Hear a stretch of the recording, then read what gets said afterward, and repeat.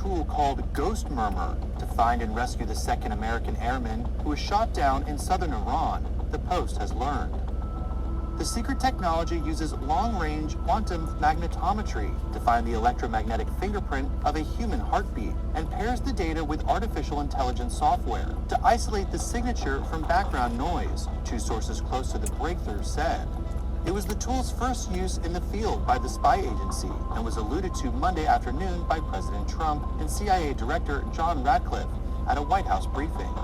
At the President's direction, we deployed both human assets and exquisite technologies that no other intelligence service in the world possesses to a daunting challenge, comparable to hunting for a single grain of sand in the middle of a desert.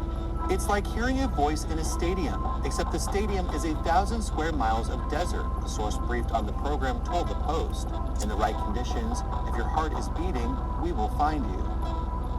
The missing and wounded weapons system officer, known publicly only as Dude 44 Bravo, was hiding in a mountain crevice after his F-15 jet was shot down late last week, surviving 2 days in desolate terrain as Iran... All right, Shalom, all praises to Yahweh Hashem Yahushai, double honors to the elders and the apostles of Great Millstone who will teach well, who taught us this truth.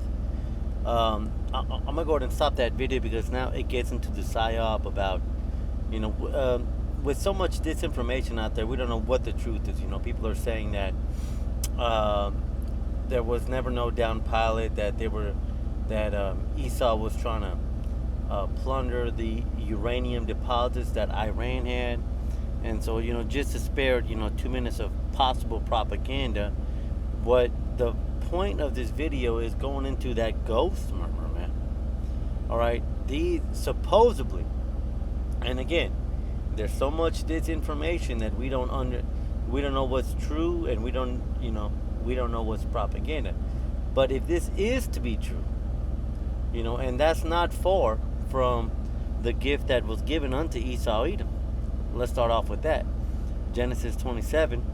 Let's start off at 38. And Esau said unto his father, Hast thou but one blessing, my father? Bless me even also, O my father. And Esau lifted up his voice and wept. Now this is the beginning of all of humanity. This is the book of Genesis. And this is the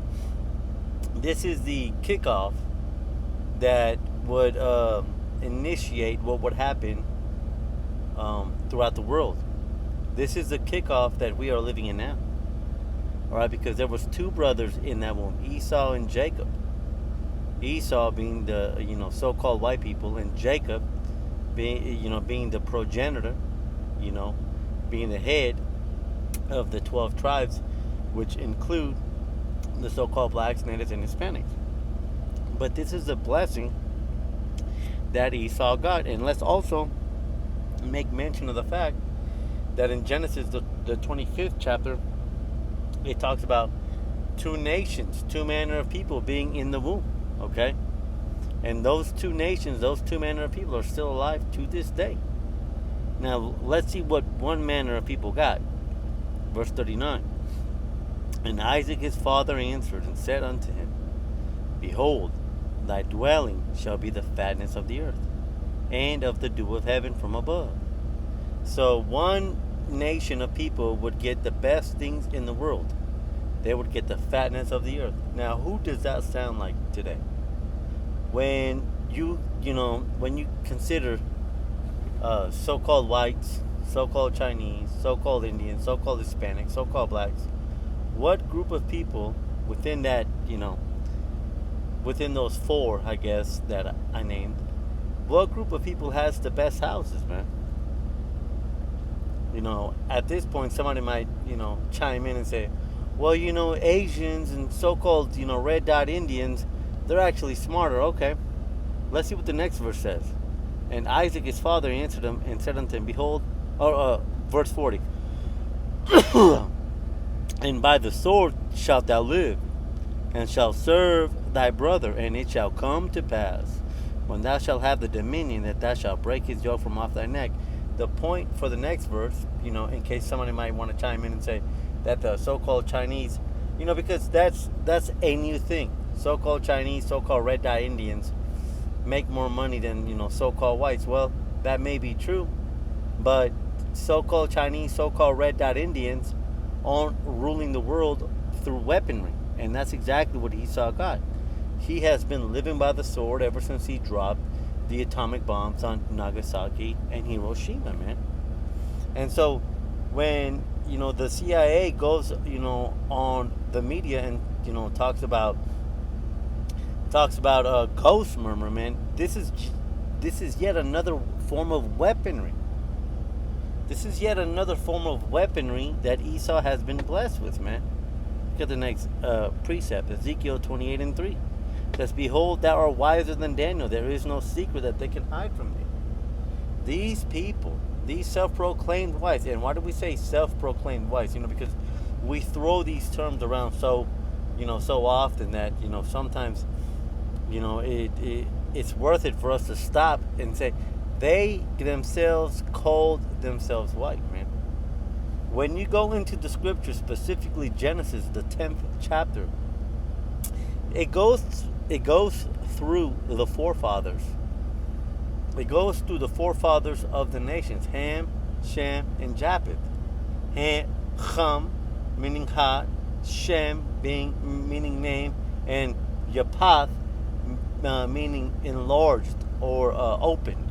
Okay, all of creation goes back to these three forefathers, man. All right, and so these people, when you link them back to who they are, they go back to Shem, but there was a separation, man. All right, there was a separation, and that separation came through Jacob and Esau. Romans the 9th chapter goes into that. But the point here is that Esau was given wisdom through weaponry. And the ghost murmur, being able to detect somebody's heartbeat, supposedly, being able to detect somebody's heartbeat in the Rocky Mountains is yet another reason on why our hope is in Yahweh Ba'ashem Yahushai. Jeremiah 30:10 says, "Therefore fear thou not, O my servant Jacob, saith Yahweh Ba'ashem Yahushai, neither be dismayed." Because, we understand that the scriptures, in 2nd Ezra talk about be ye as pilgrims. So we understand that the time is coming that we're going to have to, go into the mountains. We're going to have to leave our homes. We're going to have to, make it off of the land. But when you see these things, about ghost murmur, and us having to hide from Esau Edom and his armies, this it is disheartening. You know what I mean? But the scripture says, "Fear not, nor be dismayed." Nor be dismayed of what? Be dismayed of the technology that this bastard has been given. Again, he's wiser than Daniel. It says, "Lo, I will save thee from afar, and thy seed from the land of their captivity." And the land of our captivity is America. America is known as Babylon. America is known as the land of the north. But Yahweh Hashem Yahushai is saying, hey, even when all these things come up against you, don't be scared. Even when it seems like there's no way out, it says, "I will save thee from afar." Okay? "And thy seed from the land of their captivity." Why? Because Jeremiah, this book was written hundreds of years ago. Okay? And so when he mentioned the seed being saved, we understand what reincarnation is, right? By now, we should. So that means that the remnant, the elect, would be saved, man, because we live through our father's seed. It says, "And Jacob shall return and shall be in rest, and be quiet, and none shall make him afraid." When I saw this thing about the ghost murmur, and because we all have a plan, right? We all, when shit hits the fan, this is what I'm gonna do. I'm gonna live here for a couple of weeks, and then when shit hits the fan, stage 2, I'm gonna go here, and when shit hits the fan, stage 3, then I'm gonna go there.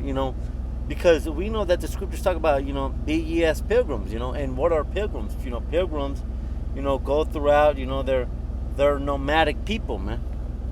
But when you see things like this, well, shit, even if I'm, hiding from Esau Edom, he's got that ghost, remember? Well, that's an even bigger reason on why we have to lean unto Yahweh Shem Yahushai, man.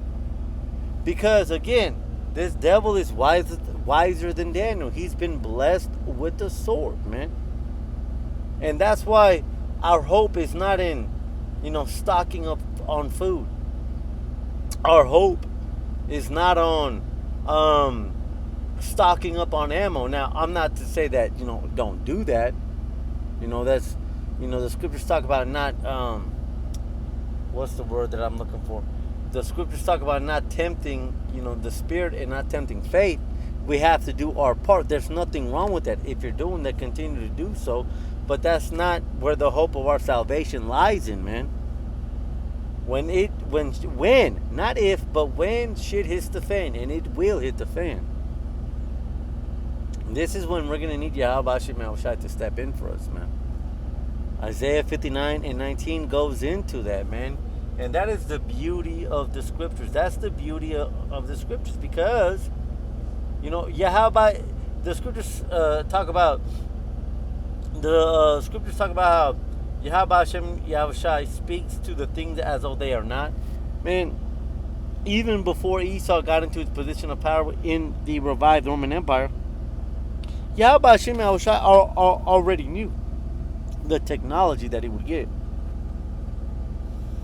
And so we just have to trust in that, man. We have to trust in that, even though it may seem like a new technology to us, we have to trust that what the scripture says, that he's wiser than Daniel. We have to trust that even though he is wiser than Daniel, that Yahweh Hashem Yahushai is going to uplift us. The only way to be saved, if we are of that 144,000, and that is a very beautiful and specific number, which me myself personally, that's why I like to call it out, And there's nothing wrong with saying no, if we be of that number. I love to call it out because that number is specific, the 144,000. If we be of that 144,000, then that's our salvation, man. Because without being part of that 144,000, without being part of that innumerable multitude mentioned in Revelations, the 7th chapter, without being part of that 1/3 mentioned in Zechariah 13 verse 9, without being part of that, there is no hope. And I'm here to tell you that. No, the scriptures are here to tell you that. I'm here to tell you what the scriptures say. This is why Isaiah 59 and 19 has to be in the back of our minds, man. The only way out of here, when we see Esau Edom's weaponry, ghost murmur, the decombobulator, that's what Trump called it when they went into Venezuela. The only way out of here is through Yahweh Shem Yahushai lifting up that standard. Isaiah 59 and 19. So shall they fear the name of Yahweh Shem Yahushai from the west, and his glory from the rising of the sun. When the enemy shall come in like a flood, the spirit of Yahweh Shem Yahushai shall lift up a standard against them. And that's what's going to happen, man. When this group of people comes in with their decombobulator, when this group of people comes in with their ghost murmur, when this group of people come in with their drones, then shall they fear Yahweh Shem Yahushai, man. Because that's not going to affect us, man. Because that's the only way out, man. See, Yahushai himself even warned his people. Matthew 24th chapter talks about it. He warned his people through, about 70 AD specifically. See, there's dark times coming. That's what Yahushua was talking about. And only the innumerable multitude, starting with the 144,000, will be saved. And they will only be saved not because you stocked up food, not because you stocked up ammo, because you cannot take down Esau, who got the blessing of the sword. You will not be saved through your stocking up, but you will be saved through the lifting of the standard, man. And for this reason, Isaiah 59 and 19 should be in the back of all of our heads, man. Because this is the dead end that we come to face in the near future. Until the next one, Shalom.